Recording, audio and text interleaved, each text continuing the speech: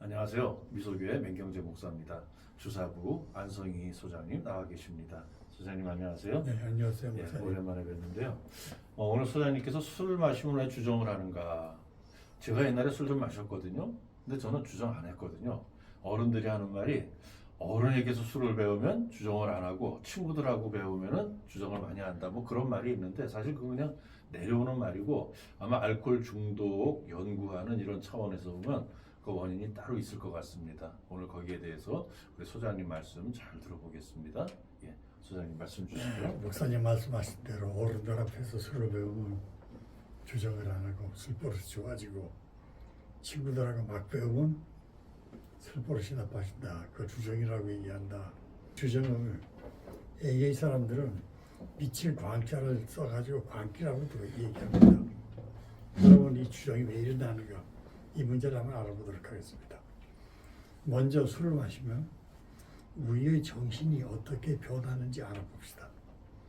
알코올의 작용은 우리 몸의 최상기관인 뇌에서부터 일어납니다.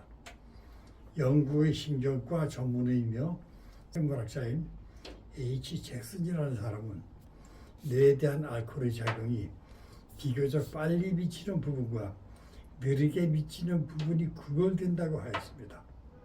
그뿐만 아니라 알코올의 작용을 받아 빨리 마비되는 것은 미묘한 반응이라든가 수의운동, 이식, 사고, 판단 능력 등의 상위 기관이고 느리게 마비되는 것은 내장 활동의 조절 등 하위의 원시적 기능이라고 하였습니다. 잭슨의 연구는 지금도 올바른 것으로 받아들여지고 있습니다. 그 후 상세한 연구로 모든 기능이 빨리 마비되는 것은 대뇌 피질에 의한 알코올의 직접 작용이라기보다는 대뇌 피질 활동을 조절하는 뇌의 가장 중요한 부분의 활동이 알코올에 의해 가장 쉽고 빠르게 억제되기 때문이라는 사실이 밝혀졌습니다. 이 부분을 뇌각망량체라고 하며 여기서 부활계가 발동이 됩니다. 1960년 일본 오키와고의 연구에 의하면 대뇌의 심피질이 잠들어버린 시기에 낡은 변연피질은 잠들지 않고 아직 활동하고 있다고 합니다. 심피질은 뇌간망량체에서 발생하는 부활계에 의해 활력을 받고 있습니다. 부활계의 작용이 알코올에 의해 둔해짐에 따라 심피질도 작용을 하지 못하게 됩니다. 변연피질도 부활계에 의해 활력을 받고 있으나 여기서는 시상하부에 나타나고 있다는 점이 다릅니다. 본능, 욕망, 감정과 관계가 깊은 변연피질이 잠들지 않고 있는데 이를 조절하는 심피질이 먼저 잠들어 버린다는 사실은 우리 술에 취한 경험에 비춰볼 때 심피질이 수행하는 비판적 정신, 반성하는 마음, 이성에 의해 억제해서 풀려난 본능이 주정이라는 형태로 나타납니다. 자제하던 불만이 터져나오고 화를 참지 못하여 주먹질하고 조금 기뻐도 웃고 비가 맺히면 소리내 우는 것이 변연피질이 최대로 활동하고 있다는 증거입니다. 알코올 자체는 뇌의 일부분이 작용해서 원래 그 부분에 의해 억제되어 있던 별도의 부분이 억제에서 벗어나 평소와 다른 이상의 작용을 보게 되는 겁니다. 이는 예견상 흥분, 마취하기에서는 발향살타라고 합니다. 이런 흥분일 뿐이며 알코올 자체에 흥분작용을 하는 성분이 함유되어 있는 것은 아닙니다. 그 증거로 이 흥분은 어디까지나 일시적이며 알코올의 작용이 조금 더 진행되면 모든 것이 마비되는 쪽으로 진행이 됩니다. 다음은 술을 마시면 왜 정신없이 말하거나 행동하는 주정이 일어날까? 빛을 광자를 써서 광기라고도 하는 이 주정에 대해서 알아봅시다. 마시지 않을 때는 양같이 온순하고 법 없이도 살고 그렇게 신사할 수 없는 사람이 술만 들어가면 그렇게 망나니로 변할 수 없다고 하소연하는 가정주부들을 많이 만납니다. 예를 들어 봅시다. 와인은 기독교인입니다. 그는 평소 성경 구절을 즐겨 인용합니다. 주시는 자도 하나님이요 가져가시는 자도 하나님이신데 내 것이 어디 있느냐고 성경 욥기서를 즐겨 인용을 합니다. 그런 그가 술만 들어가면 자기 아내에게 이 도둑년아 내 돈 내놔 하고 아내를 괴롭힙니다. 그의 명의로 작은 땅이 있었습니다. 원래는 시 소유지였는데 시에서 민간에게 불한 땅이었습니다. 그 땅에 집을 짓고 살던 사람들이 시에서 싼값에 불화를 받았습니다. 그런 그는 명문대학을 졸업하고 대기업에 취업을 했고 중매로 지방 토호의 딸과 결혼을 했습니다. 그는 30 중반에 대기업에서 퇴직할 때까지 가정을 위해 돈 한 푼 벌지 않고 술타령으로 세월을 보낸 사람이었습니다. 그런 그에게 불화대금이 있을 리가 없었습니다. 그래서 아내가 돈을 마련하여 그 땅을 불화받았습니다.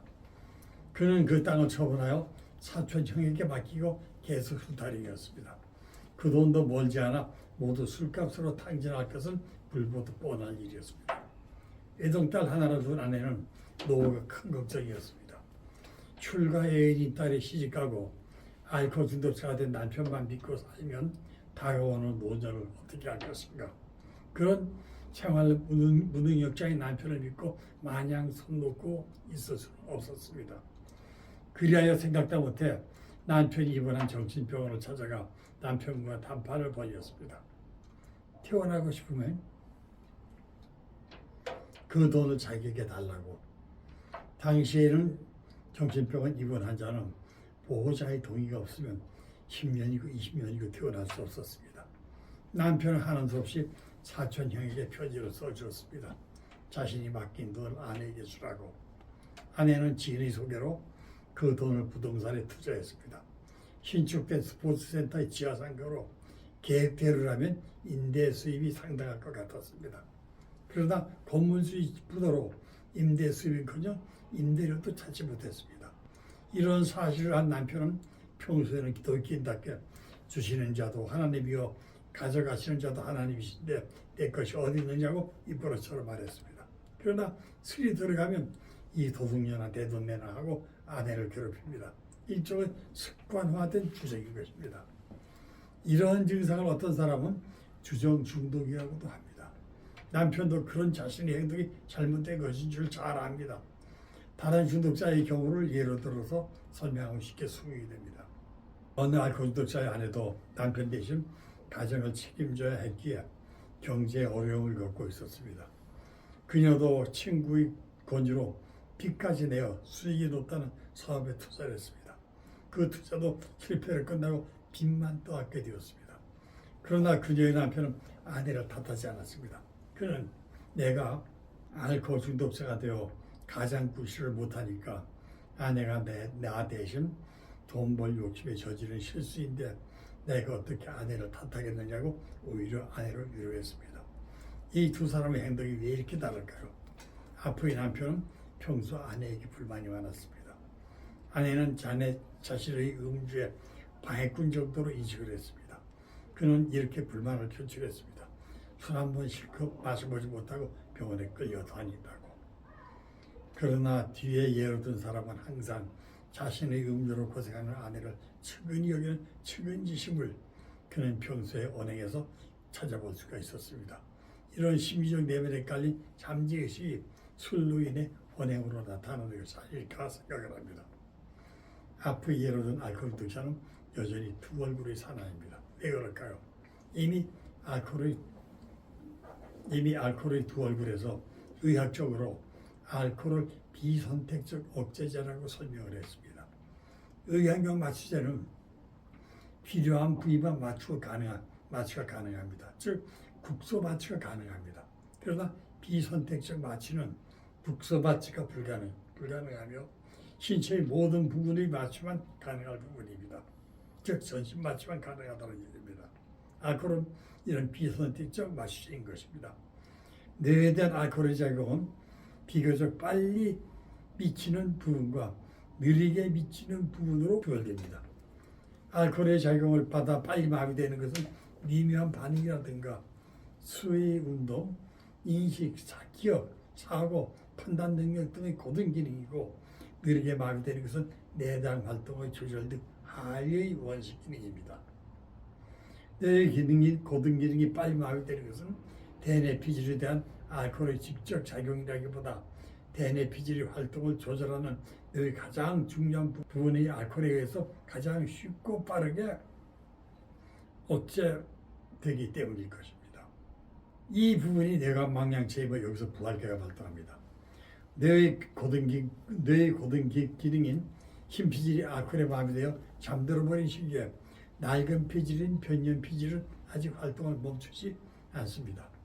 흰피질은 뇌관망양체에서 발생하는 부활계에 의해 활력을 받습니다. 부활계가 알코올에 마비되어 둔해짐에 따라 흰피질도 작용하지 못하게 되는 것입니다.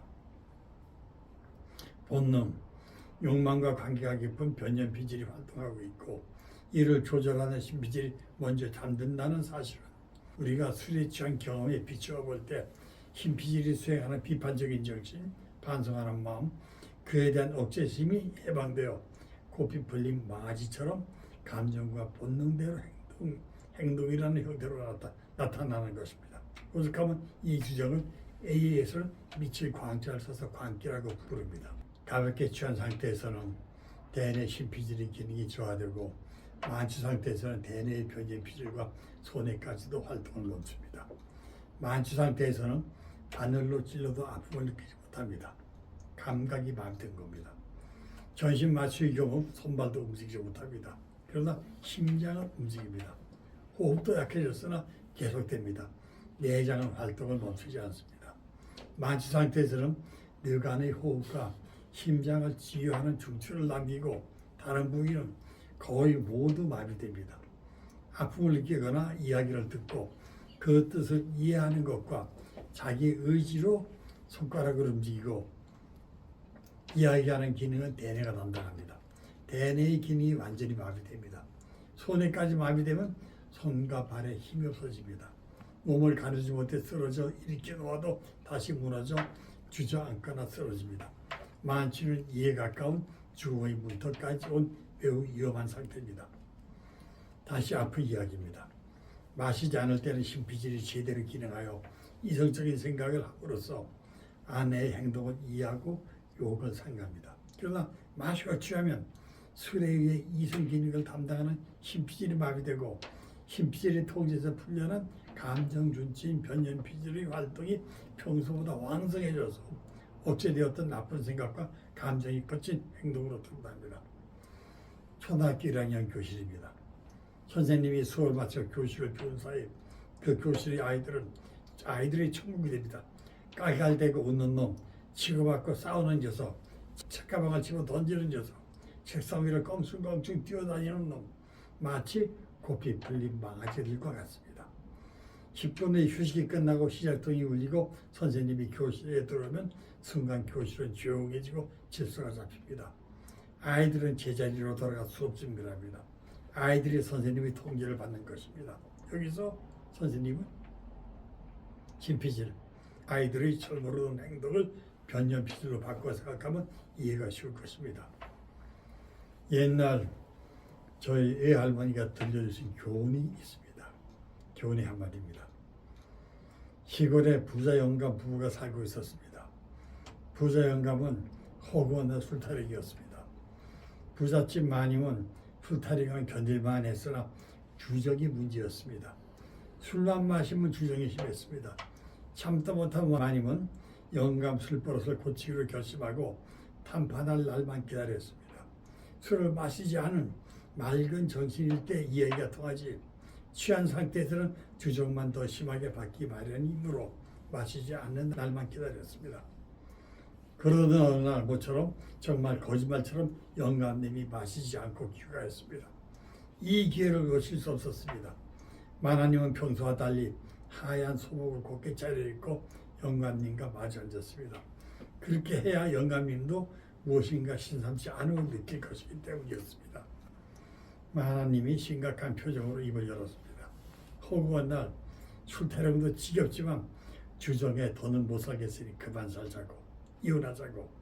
영감님은 자기 잘못을 부정할 수 없으나 남자 체면에 안 그러겠다고 용서를 비기도 민망해서인지 고개만 푹 숙이고 한숨만 푹푹 내쉬었습니다.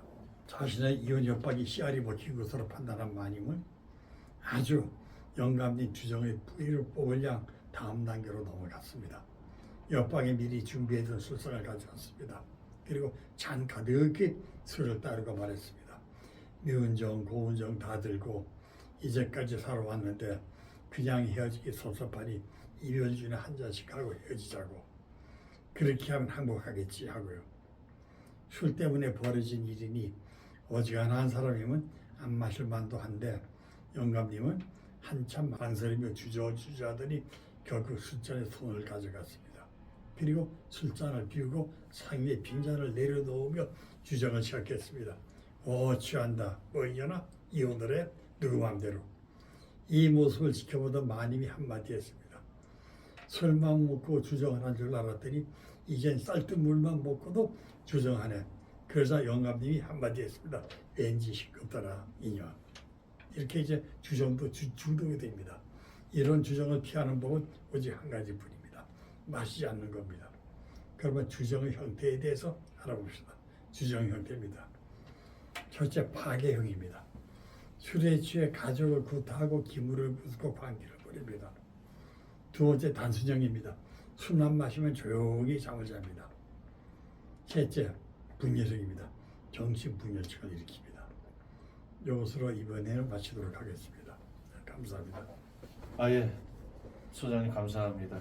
이 원래 그 주정에 대한 뭐 예화 참 재미있는 거 많고 저도 많이 몇 가지 좀 알고 있는데 자는 것도 주정이네요. 조용히 자는 것도요. 옛날에 저는 아마 이 단순형의 주정을 가지고 있었던 모양입니다. 술 마시면 잤거든요.